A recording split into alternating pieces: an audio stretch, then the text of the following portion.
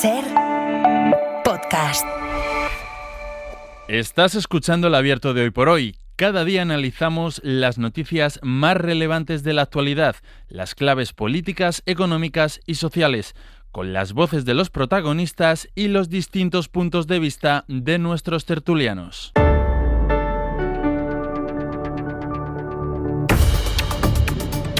El abierto de esta mañana lo vamos a compartir con... ¿Sabes qué pasa? Es que no sé si podía saludar o no a Berna González Harbour y me está diciendo sí, todavía no. Y entonces, claro, he ido a mezclar Berna con abierto y me ha salido lo que me ha salido. Berna González Harbour, buenos días. Aquí estoy como un clavo hace ya rato. Lo sé, si no es cuestión tuya, sino ya sabes lo de probar la línea, pero en fin, pues nada.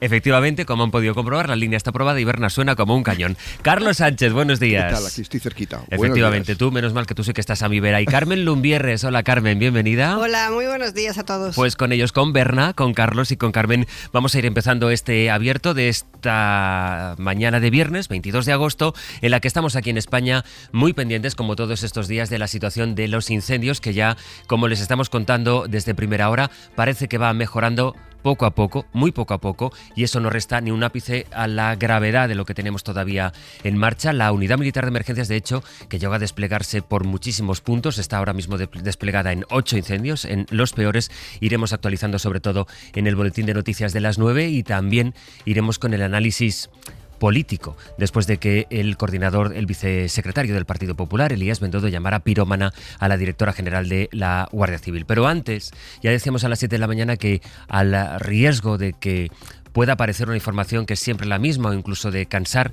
creo que tenemos que seguir incidiendo en lo que está ocurriendo en Gaza. Nicolás Castellano, buenos días. ¿Qué tal? Buenos días, José Luis. Por actualizar, Nico, lo que ya nos contabas en el informativo de las 8, y es que mientras por una parte Benjamín Netanyahu dice que ahora se abre a explorar esa tregua que hace ya días aceptó Hamás, la que promueven Egipto y Qatar, por otra mantiene la ofensiva de su ejército, que está ya desplegado en las inmediaciones de la capital, de la ciudad de Gaza, y va diciendo a la gente que evacúen hospitales, que evacúen las casas, como si estuviera en su mano poder evacuar y, sobre todo, Nico, tener un lugar seguro donde refugiarse.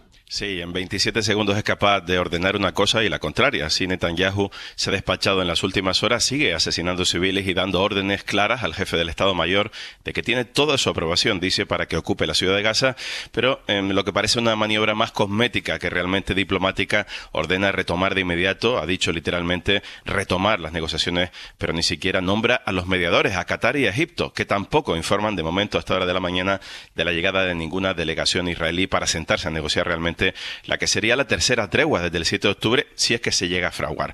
No obstante, como decíamos hace poco menos de media hora, han muerto otras 5 personas en un ataque de esta misma mañana en un colegio donde se refugiaba una familia en el barrio de Sheikh Radwan, dentro de la ciudad de Gaza, en cuya periferia están ya los tanques, también los drones israelíes que centran ahora todas las operaciones precisamente en la capital de la franja, donde han matado esta noche solo a 17 personas. Es la mano militar de Netanyahu que se está despachando en entrevistas internacionales como en esta televisión australiana.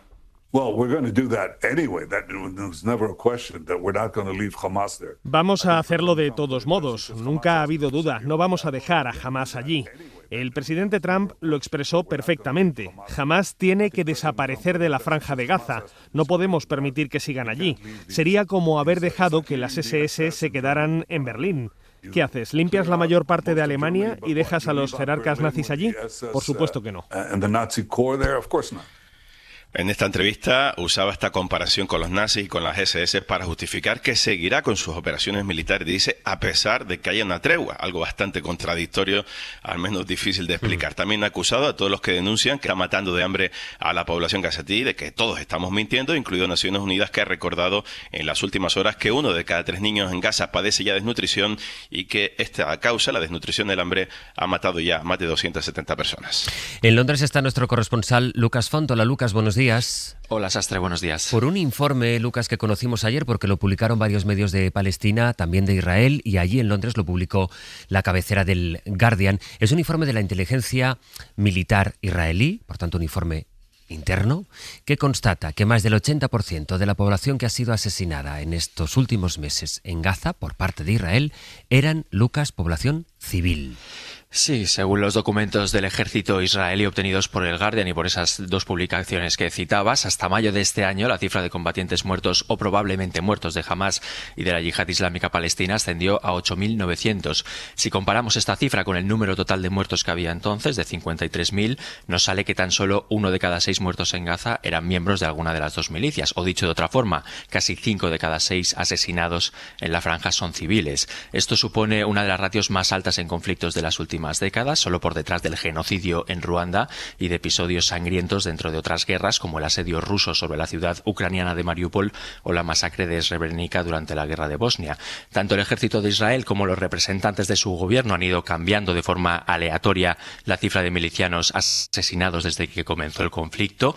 El primer ministro Netanyahu llegó a afirmar el año pasado, cuando la cifra total de víctimas mortales ya superaba las 30.000, que por cada combatiente muerto en Gaza moría civil, es decir, que la mitad de los muertos en la franja estaban relacionados con Hamás o con la Yihad Islámica Palestina, pero esta cifra ha sido rebatida por esta investigación, que señala que Israel ha inflado el número de milicianos muertos y que apunta además a que la ratio de víctimas civiles incluso podría haber aumentado desde el pasado mayo debido al empeoramiento de la situación humanitaria en Gaza.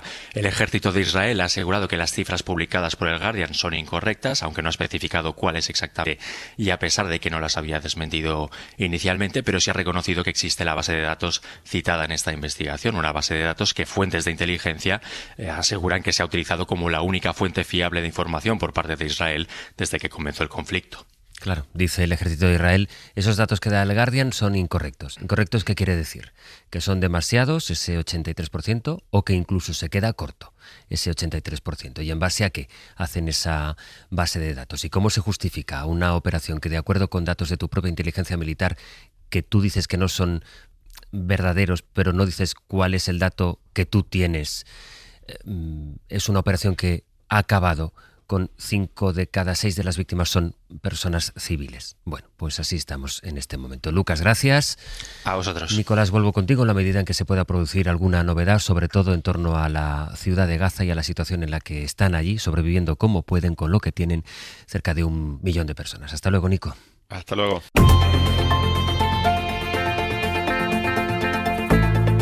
El Abierto. Ser podcast. Este viernes lo compartimos aquí en la radio con Berna González Harbour, con Carlos Sánchez y con Carmen Lumbierres. A partir, Carmen, el análisis de lo que nos comentaban nuestros compañeros y del cruce precisamente de datos, lo que se publicaba ayer en Londres, lo que dice Netanyahu con esta comparación que escuchábamos que hacía en una televisión de Australia con los nazis y las SS y sus planes contra la ciudad de Gaza, mientras él dice que ahora se abre a explorar una tregua. Yo creo que esas últimas declaraciones son más de una carrera hacia adelante, que es la que lleva Netanyahu y el gobierno ultraortodoxo y ultrarradical de Israel. También Netanyahu, que tuvo muchas dificultades para conformar un gobierno esta última vez. Pasaron 3 elecciones generales hasta que consiguió formar un gobierno, como todos sabemos, ultra. Su leitmotiv permanente es: no cambias de caballo durante una guerra. Y lo que está haciendo es mantener la guerra todo lo posible, porque sabe que de esa la invasión, porque dependiendo de esa situación de conflicto, o lo que él llama esa situación de conflicto, depende su supervivencia política e incluso su supervivencia personal, diría yo, penal, procesal, etcétera.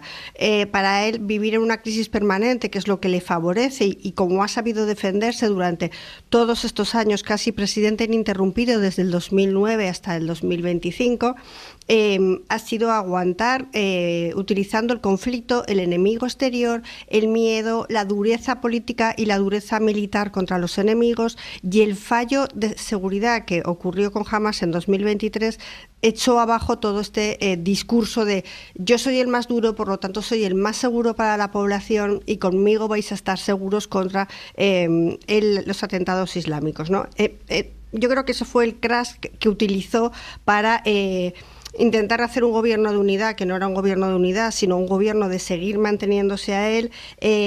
para seguir manteniendo el miedo en la población israelí, crear todavía más la figura retórica del enemigo, del islamista malo que va a acabar con nosotros, y aprovechar una situación internacional en la que Estados Unidos, si antes era tibio con Biden, desde luego ahora ya es absolutamente pro-israelí, y sin olvidarme de una Alemania que vuelve a ser decisiva otra vez, tanto en las relaciones con Trump como en la contestación que podamos estar dando Europa. En una Alemania muy en contra de la situación del status quo internacional, porque a ella no le va bien económicamente, con una Francia muy debilitada, y por lo tanto tenemos nada enfrente de un señor y un equipo que ha decidido, incluso al principio en contra del ejército, porque las bajas militares israelíes también cuentan entre la población, y lo hemos visto en las últimas manifestaciones, pero contra un señor al que nadie va a plantar cara, y una sociedad internacional que ha decidido que tenemos que ver este drama de muertes, asesinatos diarios, y en el que ayer lo decía uno de los habituales colaboradores a los que llamáis, solo esperamos morir. Y Netanyahu solo espera que mueran para seguir manteniéndose en el poder. Berna. Bueno, no solo espera que mueran, es que les mata. Bueno, les mata. Pero vamos, tienes toda la razón. Vamos a ver, Netanyahu tiene unas palabras que son jamás debe desaparecer, y tiene unos hechos, que es los palestinos de Gaza deben desaparecer, y están desapareciendo bajo su mano. Entonces, es increíble, decir paradójico es muy leve, ¿no? Que alude al comportamiento de los nazis cuando el comportamiento, o sea, alude a las SS cuando el comportamiento nazi es el suyo. Él está trabajando por la aniquilación de los palestinos en Gaza, así, abiertamente. No solo está trabajando él, Trump mismo lo ha declarado en su oferta de convertir aquello en un resort turístico. Entonces, puede decir las palabras que quiera, vuelve a aludir al nazismo cuando... Repito, aquí el comportamiento más parecido al nazismo es el suyo.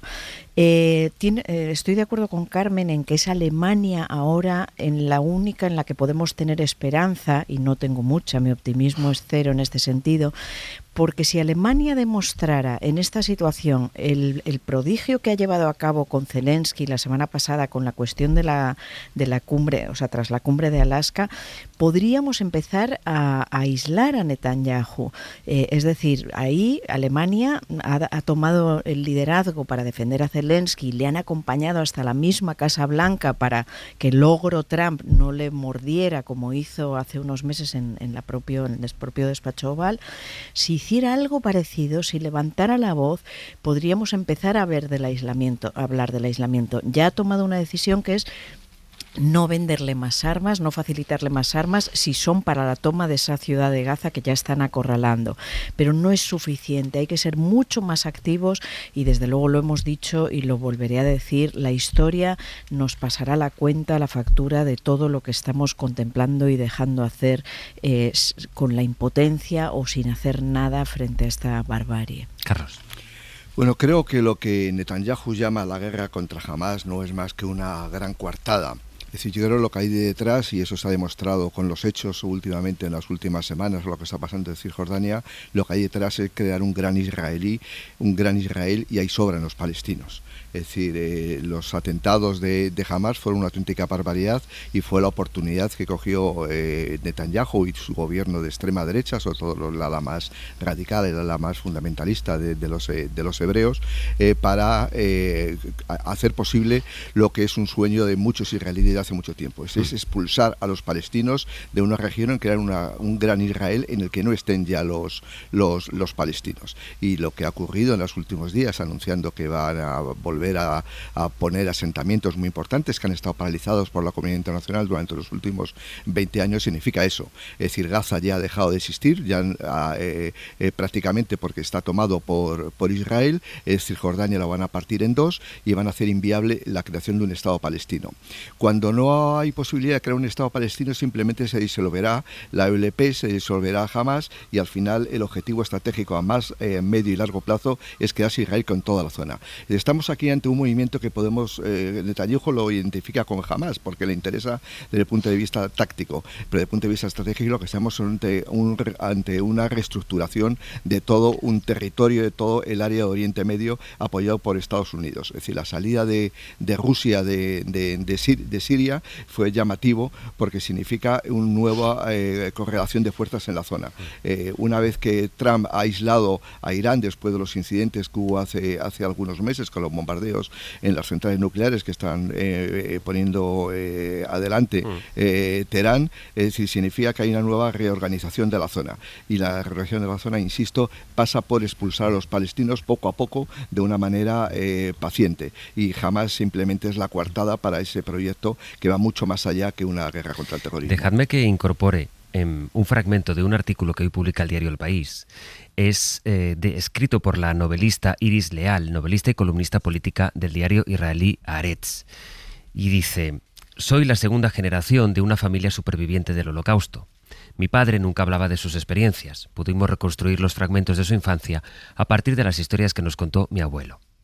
Ahora el mismo país al que huyó mi padre, un estado fundado como refugio para quienes sobrevivieron al Holocausto, está matando de hambre a niños e impidiendo que los bebés tengan acceso a leche de fórmula.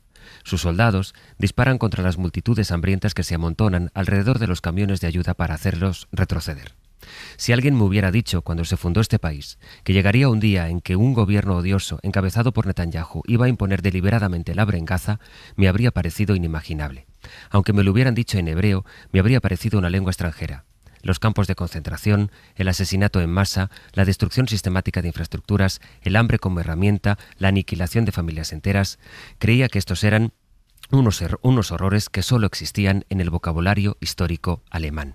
Lo que nos lleva, desde luego, Berna, a la conmoción en las opiniones públicas que, sin embargo, ese malestar solo se ha empezado a expresar estos últimos días. Es verdad que han ido creciendo y de una manera bastante considerable las manifestaciones contra Netanyahu en Israel, pero no hay, decimos, que no hay, y con razón, que no hay una respuesta de Europa. Tampoco parece que haya una reacción mayoritaria de la opinión pública europea.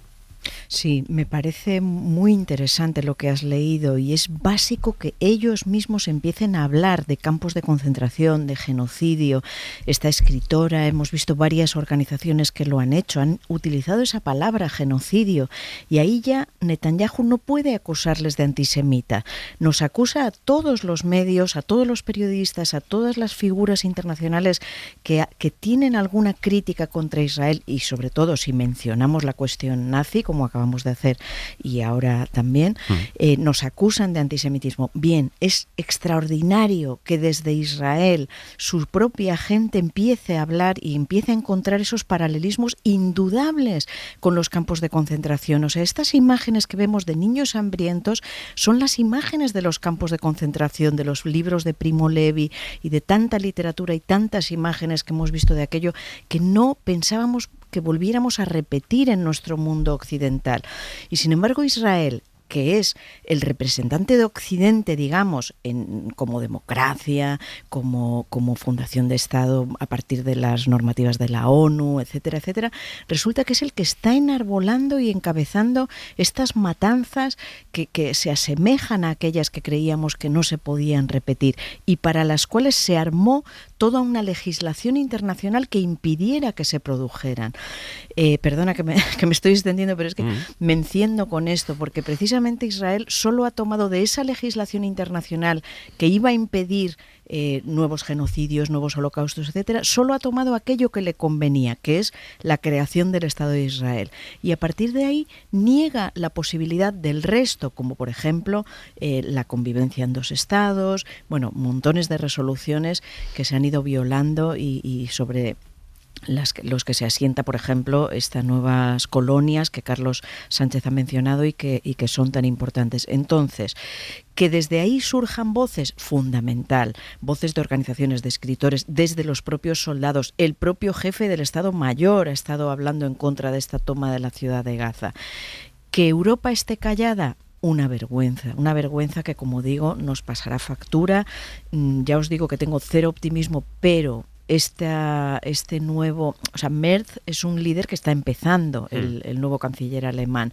Ha tomado este liderazgo muy importante en la cuestión de Ucrania, que vemos a dónde lleva, por lo menos a que Trump no se coma a Zelensky directamente, pero es el que debe liderar precisamente por la culpa centenaria, no centenaria, pero digamos que les pesa de lo que hicieron en vísperas y en la Segunda Guerra Mundial.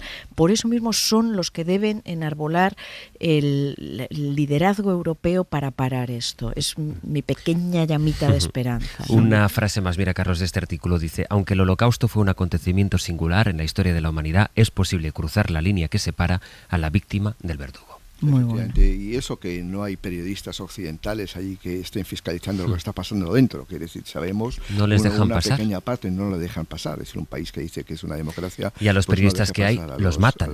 Efectivamente, sí. Más de 200 muertos ya de periodistas en Gaza. Pero yo soy mucho más escéptico, creo que Berna en la oposición interna de Israel, porque la principal baza que tiene hoy en día Netanyahu y los grupos fanáticos que le están apoyando en el gobierno israelí es darles tierras a los colonos. Y esa es la estrategia, insisto, de fondo. Podríamos pensar que Israel sigue siendo el mismo país que era en los años 60, los años 70, donde la izquierda europea, los progresistas, iban a los kibutz y les parecía un sistema de cooperativas, era un sistema realmente moderno, un sistema progresista. Era un país, digamos, a defender en una zona conflictiva del planeta. Pero ese Israel ya no existe.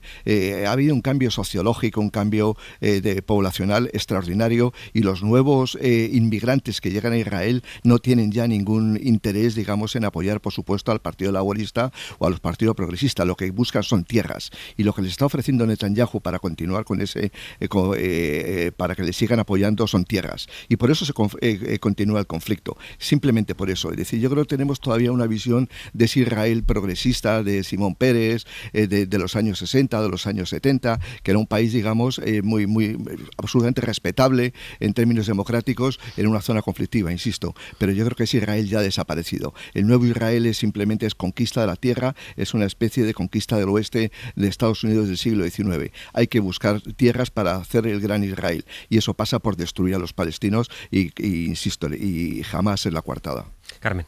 Es que esto que estaba diciendo justo Carlos ahora, de que no existe otro Israel más que el que estamos viendo ahora, duro y puro del gobierno, me recordaba que ayer, viendo una foto del primer gobierno de Netanyahu en la década de los 90, dándose la mano con Yasser Arafat, intentando algún tipo de negociación sobre los territorios ocupados, y cómo esto en 30 años ha dado la vuelta del modo que lo está diciendo Carlos, y que yo creo que señala una de las variables muy importantes, es que no hay una alternativa política dentro de Israel a Netanyahu. No hay otra salida hacia otra dirección que no sea la del enfrentamiento total y la de la ocupación, ¿no?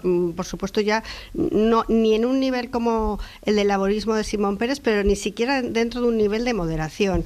Y hablabais de que no hay periodistas extranjeros ahí, pero que es que incluso los periodistas locales están comprados. Netanyahu está procesado por corrupción, por intentar sobornar a 3 de las cabeceras más importantes de los periódicos locales israelitas. Está pendiente ese juicio todavía, que es una opinión pública absolutamente manipulada, controlada desde el poder, en un intento de reformar el Tribunal Supremo, que fue cuando ocurrieron las primeras manifestaciones contra el gobierno de Netanyahu, que se vieron asfixiadas, estas manifestaciones que pedían su dimisión a partir del atentado del 2023 de Hamas, como estábamos hablando, que tapó todo, ¿no?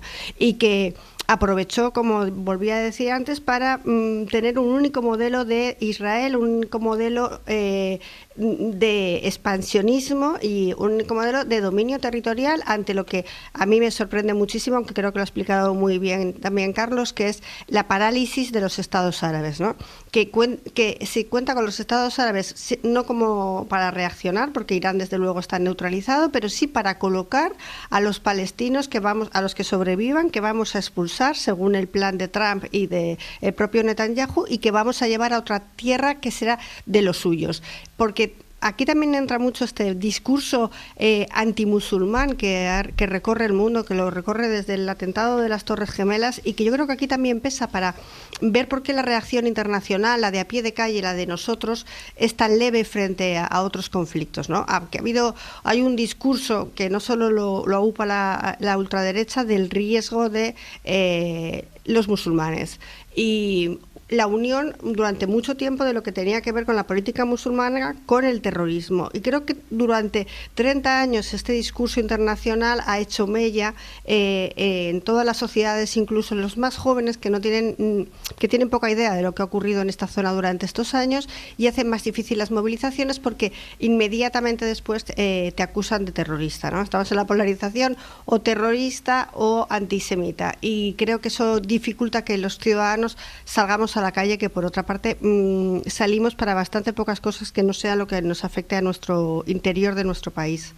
Hay un riesgo ahí, efectivamente, es el de anestesiarse o pensar que, en fin, son imágenes tan dolorosas que nosotros tenemos a un golpe de mano el querer interesarnos por lo que sucede, pero hay momentos en que el dolor se vuelve insoportable y hay imágenes que se te va el dedo y pasas la imagen no porque no quieras mirar, sino porque humanamente no lo soportas. Eso es que no soportas ese dolor. Incluso puede ser el riesgo de llegar a normalizarlo. A normalizarlo, a naturalizarlo y a pensar que, bueno, pues que esta es una cosa que no va con nosotros, que no nos atañe, que, en fin, está muy lejos, que no vamos a cambiar el mundo, y que sin querer caer en la indiferencia es que hay un momento en el que ya no soportas más dolor. Pero lo que para nosotros está a un golpe de dedo, tan simple como deslizar el dedo por la pantalla y que pase el siguiente vídeo y no olvidar, pero sí dejar de pensar, o que no quiero que me amargue la mañana, ¿no? Esta realidad, pues esa es la realidad en la que viven atrapadas. Por lo pronto, cerca de 1 millón de personas que están esperando a que en cualquier momento el ejército de Israel entre en sus casas y les eche. Y ellos tienen avisos del ejército de Israel de que tienen que abandonar su casa, donde han crecido, donde tienen su familia, donde tienen establecidas lo que queda de sus vidas, y no tienen a dónde ir porque no tienen medios con los que ir, no tienen lugar al que desplazarse, no tienen cómo llevar a su familia consigo, y por supuesto tampoco las personas que están heridas en lo que pueda llamarse hospitales o lo que quede de ellos. No hay manera de evacuarlos. En fin, queríamos insistir en esto, poner el énfasis aquí. Creemos que es también nuestra obligación seguir hablando de Gaza y también la polémica, el enredo político en torno a la gestión de la extinción de los fuegos.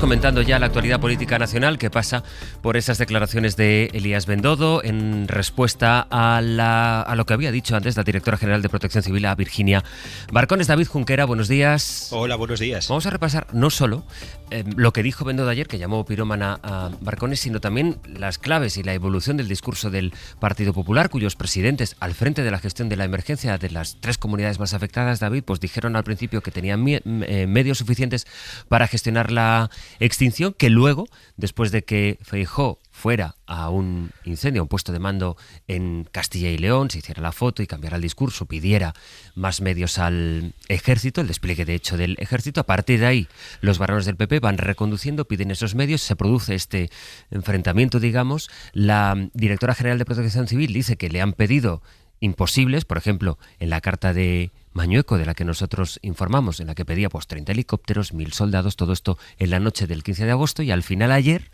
esto culmina en que Bendodo llame pirómana a la directora de Protección Civil. Sí, vamos con eso último. Elías Bendodo se plantaba ante la prensa este lunes y empezaba así. El gobierno tiene que enterarse de una puñetera vez que los incendios no se apagan con ideología y que los incendios no se apagan con crispación. Los incendios se apagan con colaboración y lealtad institucional. Es desde el primer minuto lo que hemos pedido desde los gobiernos autonómicos. Lo suelta de forma vehemente, pero no deja de ser un llamamiento anticrispación. Después de eso sigue el vicesecretario diciendo cosas como estas. Yo creo que ha habido deslealtad por parte del gobierno. El gobierno ve en cada crisis una oportunidad para perjudicar al Partido Popular. Lo hizo en la Dana de Valencia y lo ha vuelto a intentar, lo está intentando con los incendios. Si necesitan ayuda, que la pidan. Pasó en la Dana y ha vuelto a pasar en los incendios. El pacto de Estado que hace falta en nuestro país es un pacto de Estado contra Pedro Sánchez.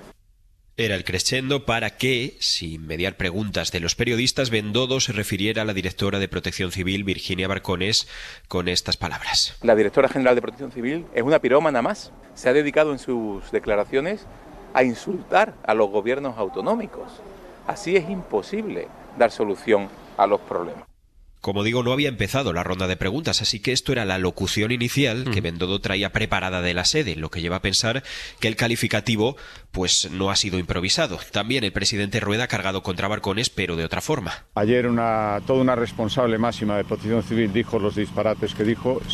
El PP se revuelve, empezó siendo muy crítico con las formas de Puente, pero ha ido endureciendo las suyas. Feijóo se fue de vacaciones deseando un mejor clima político. Es posible, decía.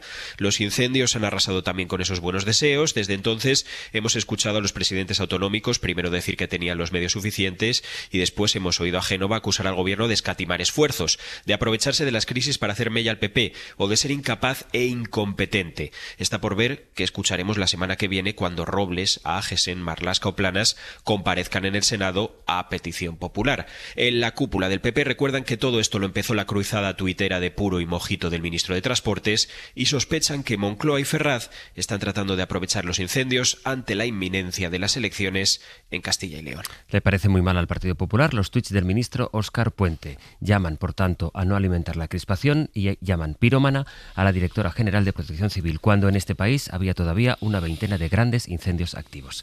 Gracias, David. Todo esto a la vez, muchas gracias. Hasta luego, esta fue la respuesta de la directora general de Protección Civil.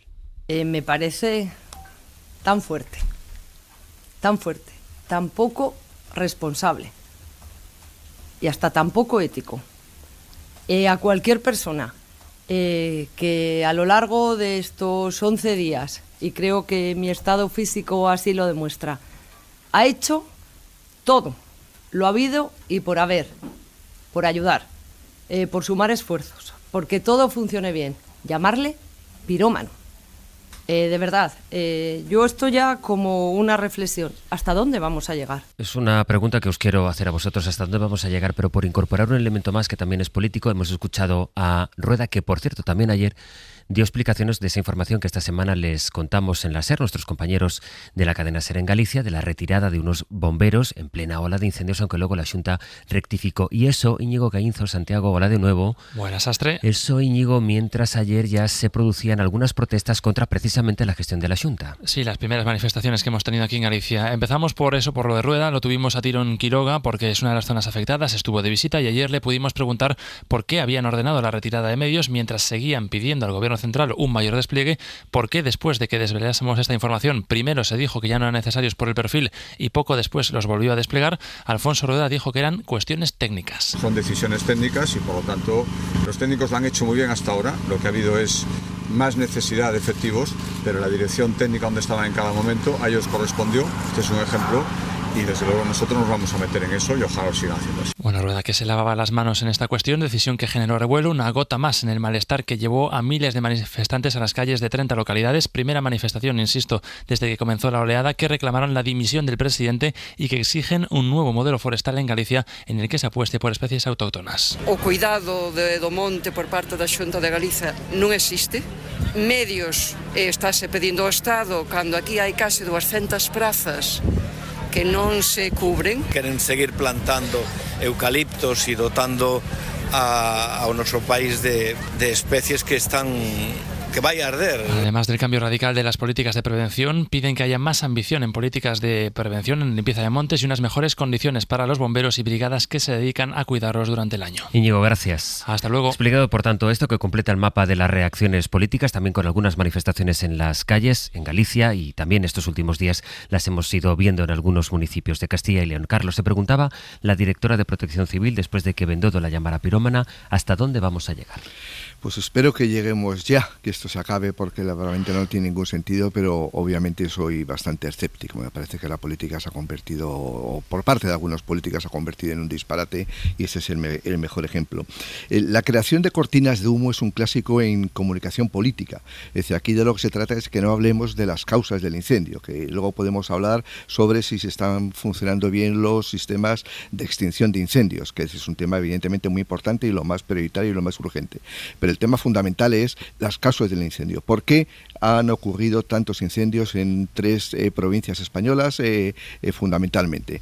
Y con ese tipo de polémicas políticas lo que se trata perfectamente es de olvidar el fondo de la cuestión. Es decir, por eso el señor Bendodo desde Málaga se ve en la feria y tiene legítimamente derecho a disfrutar de la feria de Málaga, pues se permite insultar a alguien que lleva 11, 12 días y solamente ella misma lo decía, verle la cara de estar durmiendo 3-4 horas diariamente al frente de algo tan complicado como la protección civil en una situación de emergencia como es esta. Me parece que es, desde el punto de vista personal, ya no solamente político, sino personal, creo que es indecente ese tipo de declaraciones. Pero yo creo que no hay que hacerles prestarle demasiada atención precisamente por eso, porque es una cortina de humo para que no hablemos de lo importante. Y lo importante es por qué en 3 provincias españolas ha habido tan mal sistema de extinción durante el invierno para que haya ocurrido lo que ha ocurrido. Berna.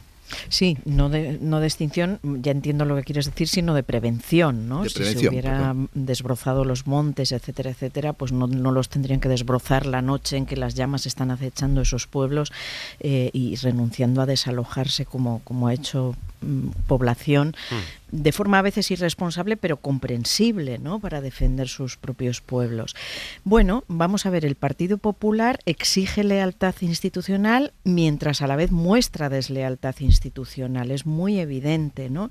En los primeros días Mañueco y las declaraciones en general eran de tenemos los medios, es su competencia, iban a por ello, pero a la vez desde el momento en que Feijóo mostró y apuntó al gobierno central y a la ausencia de medios por parte del gobierno central, esa misma noche, el 15 de agosto, como hemos contado en El País y también aquí en la SER, pero a la vez, de forma sincronizada, a las 21:22, a las 22:23 y a las 22:47, Galicia, Extremadura y Castilla y León exigen una lista de medios al gobierno, ¿no?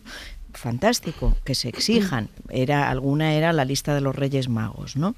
Entonces, ¿qué es lo que estamos viendo? Una estrategia repentina del Partido Popular por colocarle el mochuelo al gobierno de Pedro Sánchez, cuando las competencias son autonómicas, cuando, voy a recordar, es que hay 1.400 soldados de la UME desplegados allí. Hay otros 2.000 soldados en operaciones de relevo, más las fuerzas de la protección civil, más 60 bomberos alemanes, más 66 bomberos franceses, 26 finlandeses, etcétera, etcétera. Todo esto ha venido de algún lugar. Entonces, ¿qué es lo que...? O sea, por concluir, es agotador para la ciudadanía, creo, este tipo de acusaciones. Tenemos que lograr forjar un relato común de los hechos, y el cambio climático es un hecho, de la necesidad de la prevención, y eso es otro hecho, y de lo ocurrido en estos días. Y lo ocurrido en estos días es, claro, impotencia, por un lado porque incendios kilométricos es imposible, no hay ejércitos en el mundo capaces de extinguir incendios con los perímetros de cientos de kilómetros que se han registrado, pero a la vez, bueno, pues porque estamos acostumbrados ya a un toma y daca de administraciones. Oye, si el Partido Popular quiere cambiar el Estado autonómico, que lo diga. Yo lo decía esta mañana en Las Claves, ¿no? Que lo diga y abramos ese debate, que las autonomías renuncien a sus competencias, que las asuma el Estado, volvamos a centralizar. Es un debate legítimo, pero por favor, no estas cuchilladas por la espalda. Carmen. Yo creo que el Partido Popular querría cambiar las competencias de las comunidades autónomas o el modelo que nos hemos dado autonómico mientras gobierna el PSOE en Madrid. Si gobernara el PP en Madrid, sí, nadie querría cambiar el mapa de las comunidades autónomas, porque es que esto ya lo hemos visto. Y está claramente que, lo estaba diciendo, creo que lo está diciendo Carlos, que esto es una cortina de humo, porque igual que se dice que un ataque es la mejor defensa, pues se han sentido ofendidos, señalados por las declaraciones de la directora de Protección Civil, en el que se veía cuáles han sido las debilidades en la gestión de algunas comunidades autónomas, especialmente yo creo que Castilla y León. Y ¿cuál ha sido la respuesta? Pues la respuesta, en lugar de ser personalizada, quiero decir, de cada uno de los territorios a los que se les ha acusado, de lo que se les ha acusado, en lugar de responder a esas deficiencias, no estaría mal que alguna vez entonaran el mea culpa cuando ocurre este tipo de desgracias y está muriendo gente y destrozándose todo su patrimonio, En lugar de responder uno a uno, elevan, lo estaba diciendo la Berna, elevan la queja al portavoz nacional, elevan la queja coordinándose desde la sede de Génova, porque utilizan, también lo vuelvo a repetir yo, su poder territorial para hacer oposición contra Pedro Sánchez. Y por eso nos encontramos con este discurso de Bendodo, durísimo, bueno, más que durísimo, una barbaridad, porque no se puede decir de otra manera, llamando pirómana a una de las personas que está al frente del fuego. Y por otro lado, están las fotos entre presidente del gobierno y presidentes autonómicos, porque claro, al final van a tener que acabar tratando algo, yo creo, o negociando algo, a no ser que esto implosione de aquí antes de que lleguen las siguientes elecciones, sea sobre el plan estatal de emergencia climática e incendios, sea sobre fiscalidad, y claro, sentarte en la mesa con tus homólogos a los que estás insultando día sí y día no, es muy complicado. Quiero decir, yo no es que sea un poco negativa, es que yo lo veo totalmente negro, lo siento, pero es que el futuro inmediato de este país, en el que se pueda llegar a hablar de cualquier tema, sentarse a negociar sobre cualquier tema, lo veo imposible, porque seguimos estando en la batalla electoral. Y yo creo que esto también ha pesado mucho aquí. Y la batalla electoral de Castilla-León ahora, que toca en 2016, y en Andalucía. Me recuerda mucho a la situación post-COVID, en la que también se está midiendo cada paso y cada ataque a Fernando Simón por las elecciones gallegas y las del País Vasco, que fueron las primeras.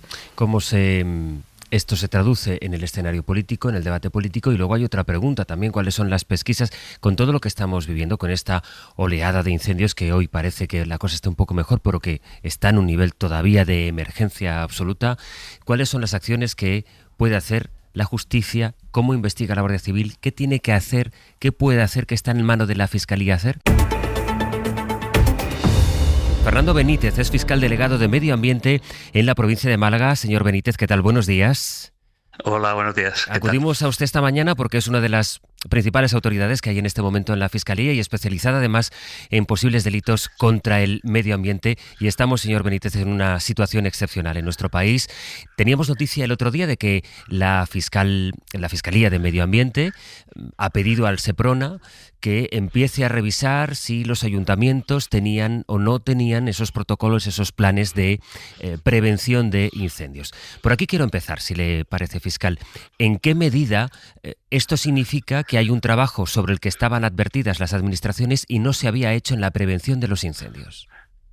Sí que es cierto que la semana pasada el fiscal de Sala nos mandó un oficio en este sentido, pero era recordando que esto ya se había comunicado en el mes de mayo, porque se hace todos los años una campaña de prevención de incendios en la que nos dirigimos a los ayuntamientos donde existen indicios que podría haber peligro de incendio por precedentes anteriores, para que se tenga al día el plan de prevención de incendios, además de para que se adopten las medidas necesarias para prevenir las situaciones de riesgo que pueden ocurrir. Esto se hizo ya entre mayo y junio, y ahora lo que se hace por el fiscal de Sala es recordar esa obligación legal que está en la ley de montes y además la posibilidad de examinar, proceder por vía penal cuando esta obligación no se haya implementado y haya ocurrido un siniestro que tenga que ver con el término municipal donde tenía que haberse hecho. O sea, las consecuencias penales solo se derivarían del hecho de, aunque un ayuntamiento no lo haya hecho, no pasa nada si no ocurre nada, si no hay un gran incendio. Hombre, en principio no, e incluso, aun si hay un incendio, es una cuestión técnicamente complicada que habrá que ver cómo efectivamente se lleva a cabo. Hasta ahora no se ha hecho nunca, porque realmente es un incendio, es un delito de primera mano que se comete por el autor del incendio, y hay que ver ahí cómo se engarza la responsabilidad por omisión de quien tenía obligación de haber adoptado determinadas medidas. Permítame la franqueza de la pregunta, pero si entonces ustedes lo van recordando, y entiendo que lo han recordado este mes de mayo, pero ya en anteriores años, y luego no pasa nada si un ayuntamiento lo hace, o no saben si lo hace o no lo hace, ¿de qué sirve que ustedes lo pidan? Nosotros estamos obligados a hacerlo porque ya hace muchos años, no sé si desde 1986, esto se está haciendo todos los años, o sea, la campaña de prevención de incendios, porque nuestra labor realmente es perseguir el delito, pero también actuar en ámbitos de prevención. Entonces, lo venimos haciendo desde hace mucho tiempo, y las responsabilidades que puede haber lugar pueden no ser solo penales, pueden ser administrativas o pueden ser de otro ámbito. En todo caso, ya le digo que hasta ahora no se ha procedido contra ningún ayuntamiento por falta de adopción de planes de prevención, que se vienen exigiendo en los últimos años, no anteriormente. O sea, no se ha abierto ningún procedimiento por falta de estos planes, ni en ayuntamientos, ni en otro tipo de administraciones, porque entiendo que procedimientos penales no. Que aquí también hay responsabilidad de comunidades, diputaciones o gobierno central incluso. No lo sé, le pregunto. Hombre, la responsabilidad de la comunidad autónoma en materia de prevención es clara porque es quien tiene las competencias básicas. Pero es verdad que la ley de montes atribuye a los ayuntamientos la elaboración de planes de prevención. Tampoco podemos desconocer la realidad de muchísimos ayuntamientos pequeños que no tienen medios para proceder de esta manera y entonces tendrían que solicitar ayudas a las diputaciones provinciales, pero en la medida que no se gestione esta solicitud de ayuda, tampoco a diputación se puede exigir responsabilidad. ¿Qué responsabilidades entonces se le podrían exigir a una administración autonómica en la medida en que, como usted recuerda, es la competente en extinción y prevención de incendios? Tendremos que examinar, llegado el momento, aunque ya le digo que es explorar vías nuevas en procedimientos penales en los que siempre nos hemos dirigido contra el autor, pero sí es verdad que en los últimos juicios con grandes responsabilidades civiles, uno que tuve el año pasado donde se reclamaban hasta 30 millones de responsabilidad civil, alguna de las defensas ya esgrimía la posible responsabilidad por omisión de la comunidad autónoma en concreto.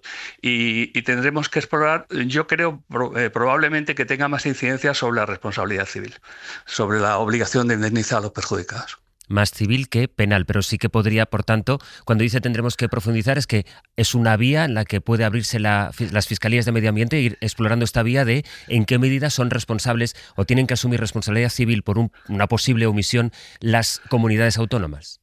Sí, de hecho, en este sentido va el oficio del fiscal de sala, que examinemos la posible responsabilidad penal y, si no, administrativa o, en todo caso, lo de civil. Lo añado yo porque creo que es por donde podríamos avanzar. Señor Benítez, ¿esta responsabilidad podría derivarse también de falta de medios? ¿Cómo se dirime? Es decir, ¿cómo actúa un fiscal ante una circunstancia, por ejemplo, como estamos viendo tantas estos últimos días de una manera tan repetida, en la que muchos bomberos, muchos especialistas en la extinción, más allá de vecinos, hablo de personal dedicado profesionalmente a la extinción, nos están advirtiendo, por un lado, de falta de medios o describiendo situaciones caóticas o de mala planificación en los operativos de extinción? Aquí, ¿cómo actúa un fiscal? ¿Qué hace? Bueno, yo quiero decir que, claro, como ya le he dicho antes, nuestra labor se constriñe básicamente a la persecución del delito.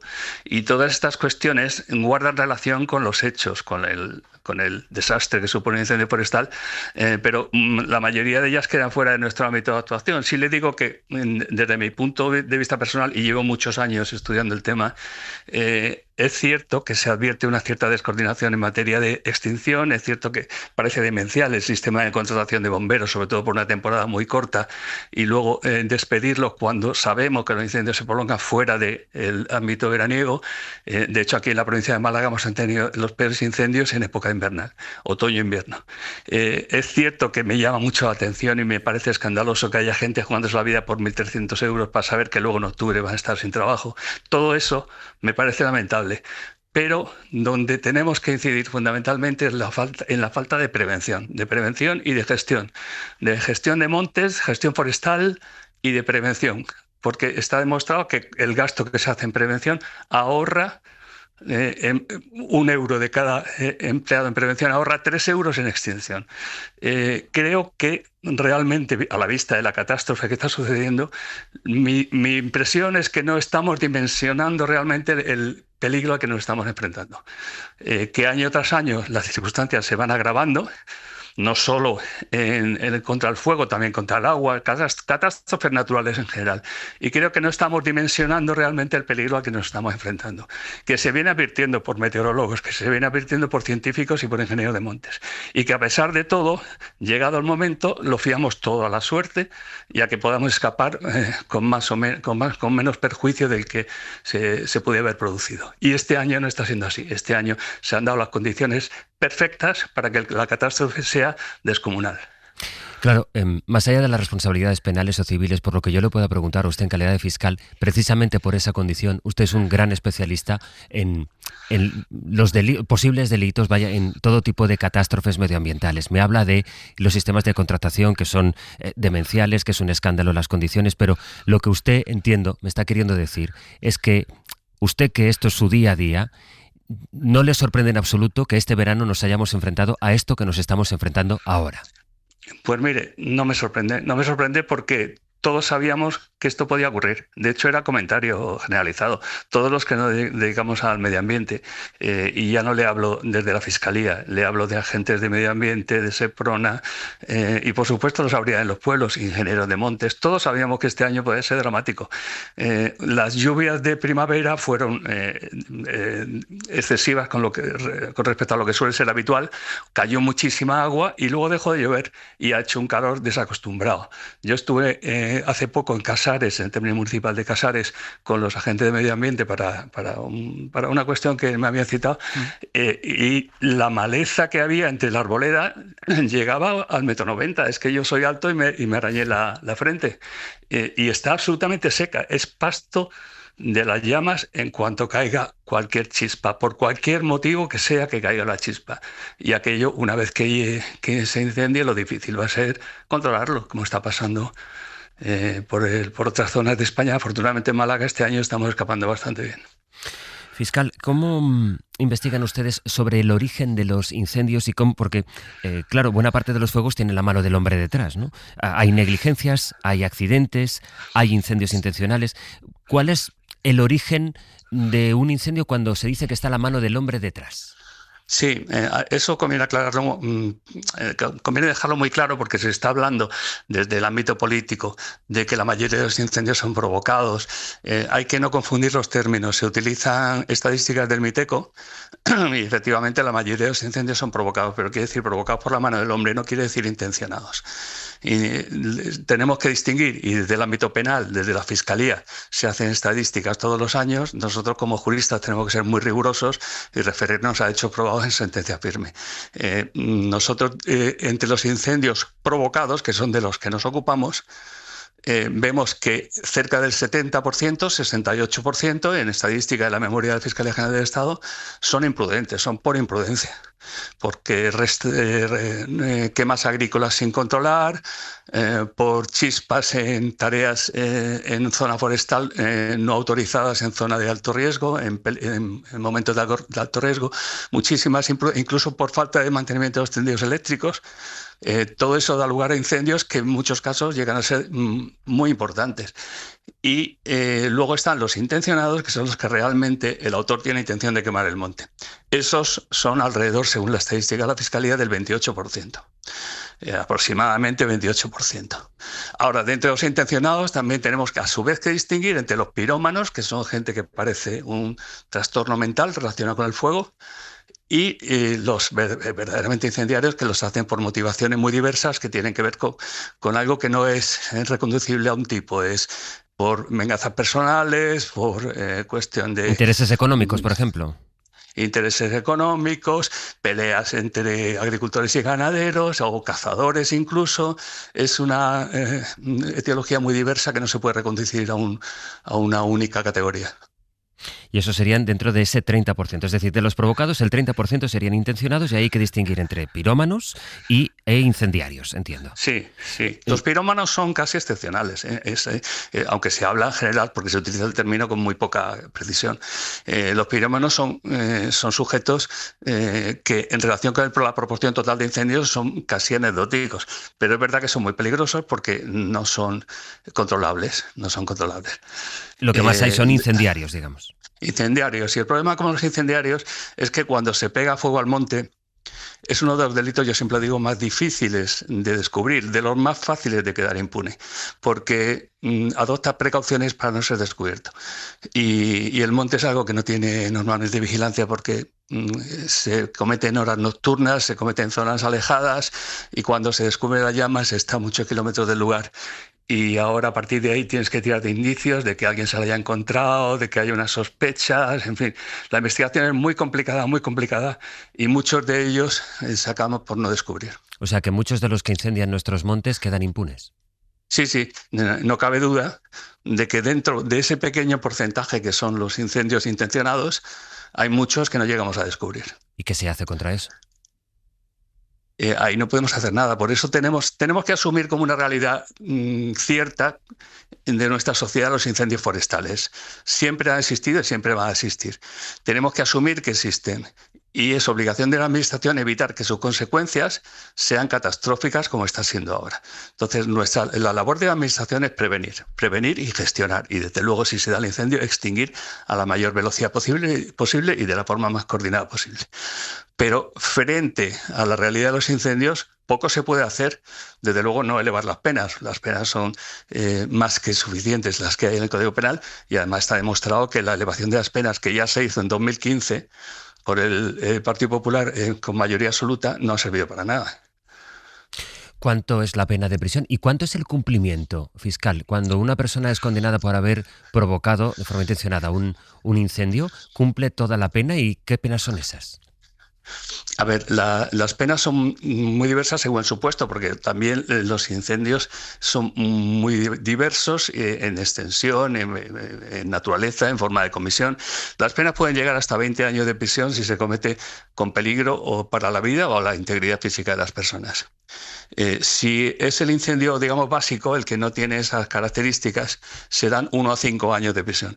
Y si es un incendio forestal agravado porque afecte a zonas de especial valor natural o en las proximidades de una población o unas circunstancias que están tasadas, serán 3 a 6 años de prisión.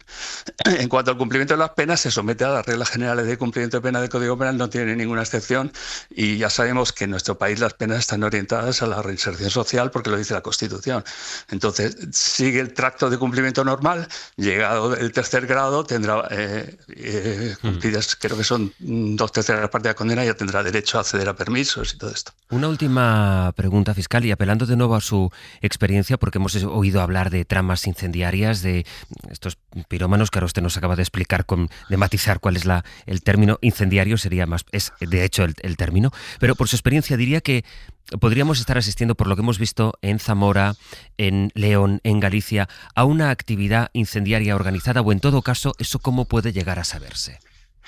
Mire, eso no es real, o sea, eso no es real. Esos son argumentos utilizados desde la política como argumento sencillo para darle algo a la ciudadanía, para empatizar con ello, igual que se pide la elevación de las penas, es solamente un argumento un poco para salir del paso, pero yo, por contextualizar un poco el problema, como le digo que de esto se viene hablando regularmente, es algo reiterativo, le puedo recordar que el incendio de 2005 y hace 20 años de Guadalajara, que murieron 11 personas de un retén de bomberos, ocurrió por una imprudencia en una barbacoa.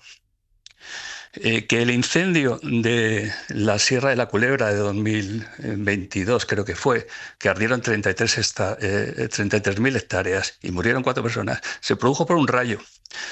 Que los que he tenido yo aquí en la provincia, los incendios más graves, han sido todos siempre imprudentes, y el único que teníamos constancia de que era intencionado, no conseguimos descubrir la autoría.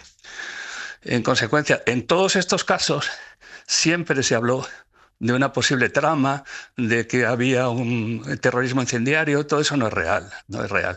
La naturaleza del incendio es distinta en cada cual, y lo malo es que este año se dan incendios que se solapan unos sobre otros, se sobreponen porque no da tiempo a extinguirlos. Y no da tiempo a extinguirlos también porque la naturaleza del incendio, de los que tenemos ahora, debido a las condiciones climáticas, cambio climático, a la falta de gestión del monte, desborda las capacidades de extinción de cualquier dispositivo. Y eso hace que se extiendan y se vayan juntando unos con otros, pero desde luego yo en absoluto creo, por mi experiencia, que respondan a una trama ni a ningún interés oculto de ningún tipo. O sea, aquí no hay terrorismo incendiario ni tramas incendiarias. Yo iría alejando del lenguaje político este tipo de expresiones porque no aportan nada y sobre todo caen en vacío. O sea, luego al final se van viendo las causas de cada incendio cuál ha sido. Resulta que no tenía nada que ver con eso. Los que se acaban por descubrir, porque es cierto que hay muchos que ni siquiera tenemos la causa. También el MITECO tiene un apartado de causas desconocidas, porque hay muchos incendios que son de causa desconocida. Por eso digo que lo cierto es que el incendio forestal vive con nosotros y hay que aceptarlo. Lo que hay que intentar es evitar que las consecuencias sean las que están siendo. Pues Fernando Benítez, le voy a decir que me ha parecido muy interesante escucharle esta mañana, fiscal delegado de Medio Ambiente en la provincia de Málaga. Así que le agradezco mucho su pedagogía y sus explicaciones esta mañana en la radio. Un saludo. Muchas gracias. Gracias y buenos días. 20 minutos para las 10. De verdad lo pienso, Berna, que ha sido muy interesante porque nos ha arrojado luz alguien que, por una parte, desde el punto de vista de posibles responsabilidades, pero luego, como fiscal, es la persona o una de las personas que más de cerca está en la prevención, en contacto con los que luchan contra el fuego y también luego en las investigaciones posteriores. Es un lujo escucharle, ¿no? Como escuchar a tantas personas técnicas que con las que habéis hablado este verano o con las que hemos hablado y que nos han arrojado luz.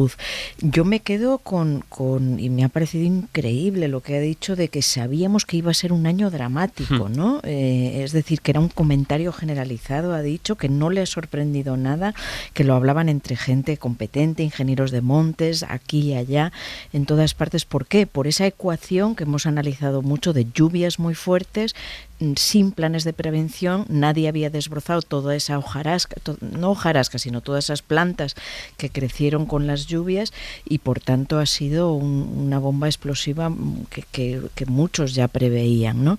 Y me quedo también con lo que ha dicho que es algo esencial, es prevención, es gestión. Ha dicho, incendios habrá siempre, los ha habido, los hay y los habrá, pero si trabajamos en prevención y gestión, además de extinción más tarde, pues será la forma de tenerlos controlados y de que no provoquen esas situaciones catastróficas que están provocando. En fin, una pieza de sabiduría. Ha sido muy interesante y ahora os escucho, Carmen y Carlos, pero permitidme, porque teníamos otra comunicación pendiente y entiendan también la dificultad de ir estableciendo comunicaciones donde ahora vamos a conectar, que es en la Franja de Gaza.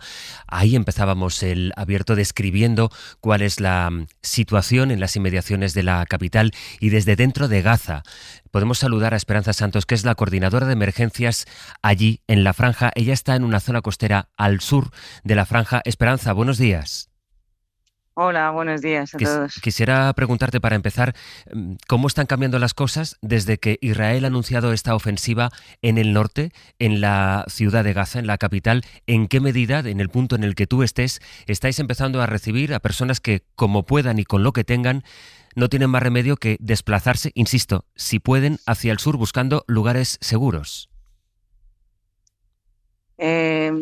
Bueno, es verdad que de momento no están llegando masivamente personas desde la ciudad de Gaza, más que nada porque no hay espacio, o sea, porque realmente en el 12-15% de la Franja de Gaza, que queda como libre de órdenes de evacuación, de zona militar, como el gobierno de Israel llama, no hay espacio para más. Así, la gente ya está hacinada, ya está en unas condiciones de insalubridad y unas condiciones humanitarias de alta necesidad. Entonces, realmente, la gente de la ciudad de Gaza se está encontrando sin una alternativa, ¿no? Donde salir. O sea, primero, les gustaría seguir en la ciudad de Gaza, y esto yo creo que es importante decirlo. O sea, luego, la primera es el derecho a la gente a estar en la ciudad de Gaza y no tener que verse forzada a moverse.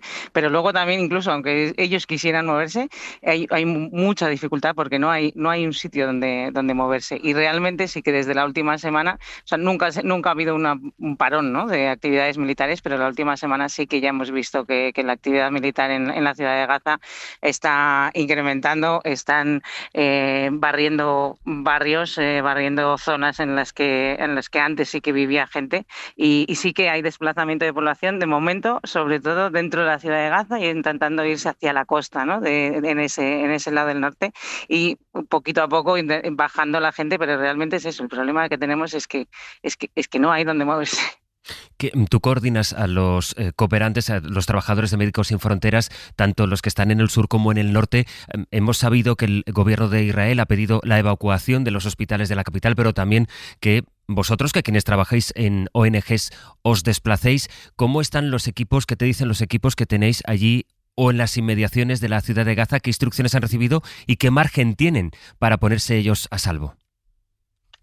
Realmente nosotros no hemos recibido ninguna comunicación oficial del gobierno de Israel que tengamos que evacuar o permitido salir de Gaza. Sabemos que el riesgo es muy alto, sabemos que las zonas militares cada vez ocupan más territorio, pero nosotros seguimos con el compromiso de estar en la ciudad de Gaza mientras haya población ahí y en la medida de todo lo posible, ¿no? De que sea seguro. De momento seguimos trabajando en 2 hospitales, en un hospital en la ciudad de Gaza, pero con varios edificios en la parte de urgencias, y nosotros Médicos Sin Fronteras España estamos apoyando el edificio de maternidad y seguimos trabajando porque todavía hay población que necesita servicios.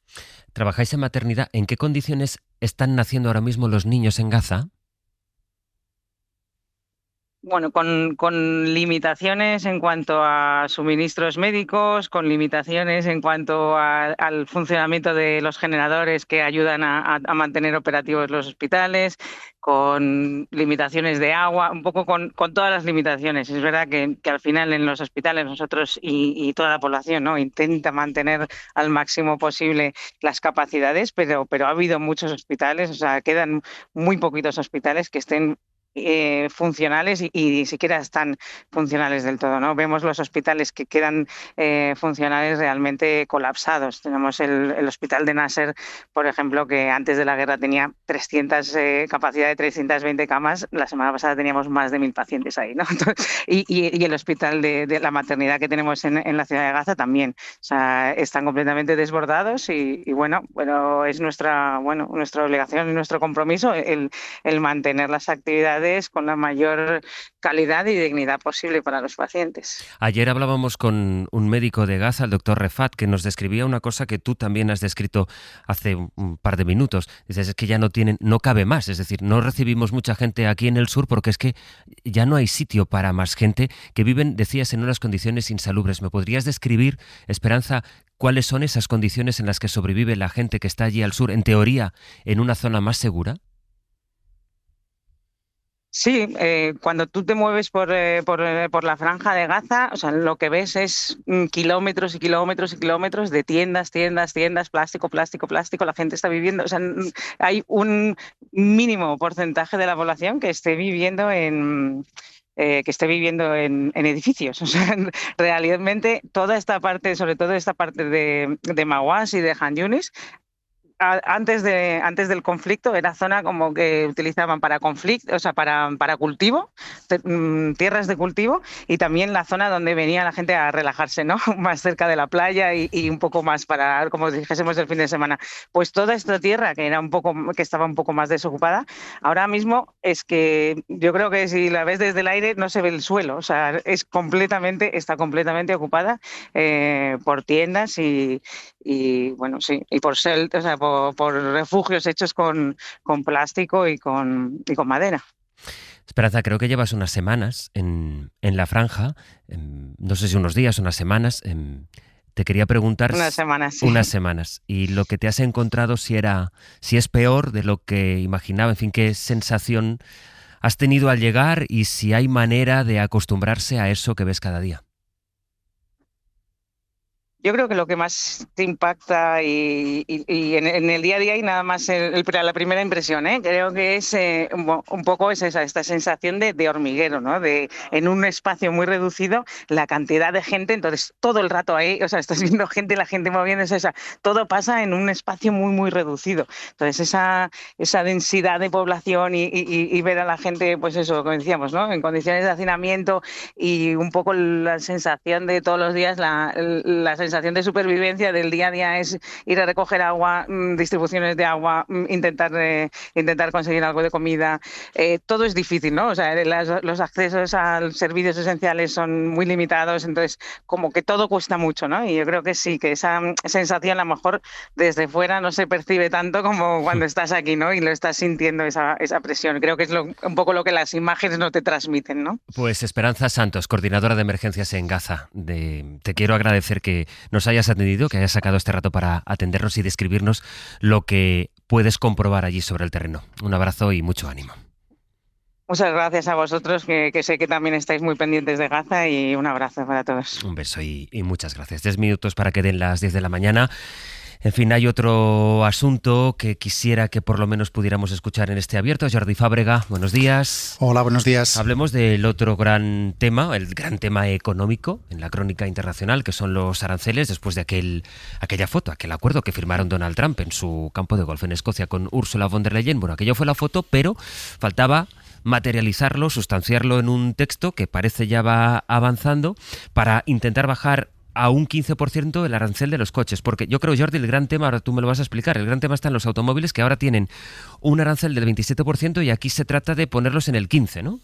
Sí, ese es uno de los grandes temas, porque la declaración conjunta que han emitido Estados Unidos y la Unión Europea es un compendio de buenos deseos, pero hay bastantes inconcreciones y temas que quedan en el aire. Hay un gran tema, como dices, que es este de los automóviles, porque el texto dice que Estados Unidos, por sus recelos, mantendrá por ahora los aranceles del 27,5% que pagan los coches europeos cuando entran en Estados Unidos, hasta que Bruselas cumpla dos condiciones. Esas dos condiciones son que primero elimine los aranceles con los que la Unión grava los bienes industriales europeos, y la segunda condición es que Bruselas tiene que dar preferencia a determinados productos estadounidenses dentro del mercado europeo. Estamos hablando de productos lácteos o de marisco, entre otros. Cuando esto ocurra, cosa que requiere aprobación de la Comisión Europea y del Parlamento Europeo, los aranceles a los coches europeos bajarán entonces al 15%. Ese 15% es el arancel máximo que aplicará Estados Unidos al conjunto de productos europeos. No a todos, porque hay algunos que seguimos sin tener claro qué arancel tendrán que pagar. Estamos hablando de acero y de aluminio. Y hay otros, como por ejemplo el vino, que la Comisión Europea quiere negociar en las próximas semanas y meses, que no paguen ese 15% de arancel y que tengan que pagar un impuesto menor cuando entren en Estados Unidos. Me decías antes, Jordi, que claro, esto toda la economía europea lo está mirando, pero algunos países van a tener más impacto que otro. Por ejemplo, en el caso de España, pues tenemos menos, no quiero decir que no haya impacto con los aranceles, pero que es menor desde luego que en otras naciones, vaya. Claro, hay algunos países que básicamente sus exportaciones son a Estados Unidos. Estamos hablando, Alemania, por ejemplo, es uno de los países que más depende de las exportaciones a Estados Unidos dentro de su comercio exterior. En el caso de España, es verdad que sí, que vendemos productos a Estados Unidos, pero se calcula que vendemos alrededor del 4%. De todo lo que vendemos fuera, solo el 4% va a Estados Unidos. Es decir, hay un impacto. Hay en algunos sectores donde ese impacto va a ser superior, porque sí que tienen una mayor dependencia de Estados Unidos, pero digamos que en conjunto el impacto de estos aranceles sobre la economía española va a ser menor que en el conjunto de los países del euro y mucho menor que en países como Alemania. Pues Jordi, muchísimas gracias. Hasta luego. Un paseo. Hoy por hoy noticias. Hacia ningún lugar, damos un rodeo. Ser Podcast. Y entramos en un bar, parecía tranquilo. Se podía incluso hablar, ponte aquí unos litros. Que esto del beber es como el rascar. Todo es empezar, siempre bebemos más. Eva Cruz, Iñaki Pascualena, buenos días. Buenísimos días. Uy, es que he corregido, para despistar un poco. Claro, pero porque es viernes. He dicho también. Buenísimos porque es viernes. Es que buenísimos días. Claro. Bueno, a partir de las 10 de la mañana. A partir de las 10 de la mañana ya te llamo y tomamos algo. ¿Esta frase en español qué significa? ¿No? ¿Cómo nos saludamos los españoles? ¿Cómo nos tocamos cuando nos saludamos? ¿Cuántos besos nos damos? Todo es, ¿cuándo consideramos oportuno invitar a alguien a casa? Que esto es un tema. Cuando hay la confianza suficiente como ¿verdad? Para vente a casa. 900, 100, 800, porque esto es lo que le vamos a explicar hoy al embajador a las 10. ¿Cuál es la diferencia entre pagar una ronda, invitar o pagar a escote? ¿Cómo nos relacionamos los españoles en el 900, 100, 800 con los oyentes y también con Olga Biza y Silvia Nanclares? Saben que con Olga y con Silvia vamos escribiéndole notas al embajador del Reino Unido para que nos vaya conociendo, porque el hombre acaba de llegar a España y le hemos explicado cómo nos queremos, cómo nos odiamos, cómo nos divertimos. Hoy les vamos a pedir que nos ayuden a explicarle cómo nos relacionamos, cómo es esto de que en España necesitamos tocarnos, darnos besos, 2 besos, un beso, 3 besos. Bueno, 900, 100, 800, ¿cómo dirían ustedes que nos relacionamos los españoles? ¿Es verdad que hablamos gritando? Yo creo que no. Sí, hablamos gritando. ¿Tú crees que sí? Hablamos gritando. Vale. Grítame, Iñaki. Hablamos gritando. A partir de las 11 con Cris Regatero, lo digo sin gritar. Vamos a entender cómo hemos llegado hasta aquí en la música, y hoy vamos a entender cómo hemos llegado aquí en las canciones de amistad. Hoy Eso el es. tema de Regatero, canciones de amistad. Se lo pediremos también a los oyentes, pero por ahora vamos con Notas al Embajador. No solo canciones que hablen de amistad, sino canciones que para ustedes tengan que ver con la amistad. Luego se lo vamos a pedir o a preguntar, una canción que le remita a aquellas juergas, Carlos, de la juventud, o bueno, o de ahora, no lo sé. Claro, ya lo sé. Las juergas no tienen edad, ¿eh? ¿No tienen edad, Berna? Está ya de juerga. A determinada edad, sí. Sí tienen edad, perdonad, tienen edad. Pero lo notas por dentro, por fuera, por todos los sitios. Te cuesta mucho más recuperarte. Bueno, pero de ilusión también se vive, Carmen. Totalmente. En fin, de eso se trata. Ahora, de momento, ¿cómo nos relacionamos los españoles? De momento nos hemos relacionado muy bien y yo os lo agradezco con Carlos Sánchez, Carmen Lumbierres y Berna González Y Harbour. sin gritar, que no hace falta nunca. Feliz fin de semana a los tres. Feliz fin de Adiós. semana. Igualmente, adiós. Para no perderte ningún episodio, síguenos en la aplicación o la web de la SER, Podium Podcast o tu plataforma de audio favorita.